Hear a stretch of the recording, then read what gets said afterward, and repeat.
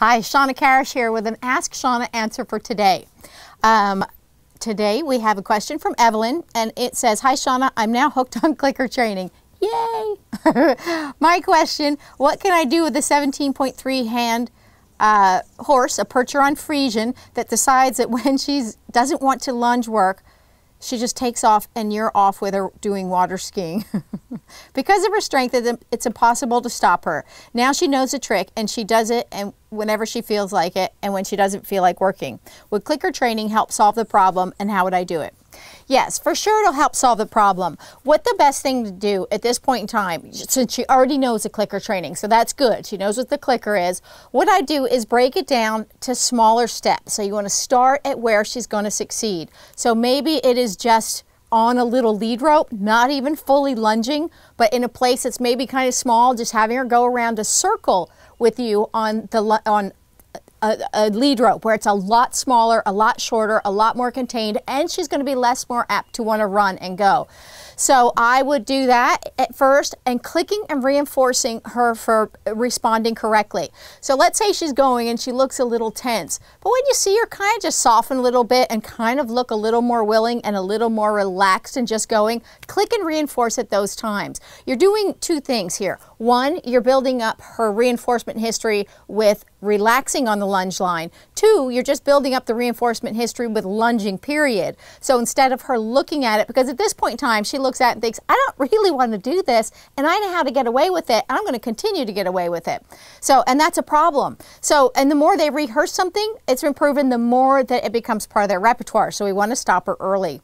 So that now she's looking at it, she's thinking, I don't really want to do this. So by putting the positive reinforcement and making an association with it, she'll start to learn that I do like to do it. There's a chance that I could get reinforced through this. Now in the very beginning, I reinforce a lot because now we've got her out of whack. You know, the scales are way out of balance. She's like, I'm totally going to run. So we're going to kind of put the weight on the scale of the positive reinforcement. Pretty soon she's going to like, I don't even want to run. I just want to stay here. But it takes just a little bit of conditioning and association. So start with something where you can help set her up for success, where it's a smaller environment, a smaller, you know, like a lead rope, and then I would move to do that in different places, just on the relay where she's getting the idea. You can do it for just like 5 minutes and going around. You can ask her to stop, go, and then I would start to use a little bit longer, you know, and build up and build up. Also, so think where you can do it where she's going to be more apt to succeed. If you restrict, you know, some of the things might trigger her. Sometimes it might be too much activity, or she's too fresh, or, you know, a certain arena or something. So try to pick a place where maybe you'll have a little bit more success. Build up that reinforcement history. You're really going to change her focus, and she's going to want to be there and getting the reinforcement.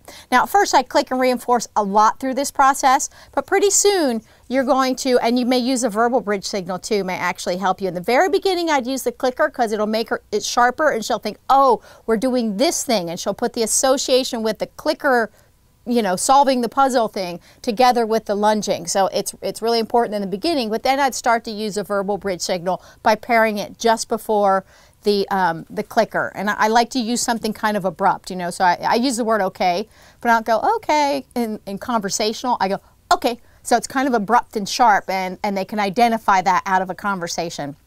So that's what I do. Build it up. Pretty soon, use the verbal bridge signal, and pretty soon you're going to have to use less and less reinforcement. She'll get the idea, you'll get her back in balance, and it's good you're getting it early. Anyway, so I hope it helped you out, Evelyn. If anybody has any questions, don't forget to visit me at AskShawna.com. And I'm Shawna Karrasch, and until next time, enjoy getting your horse on target.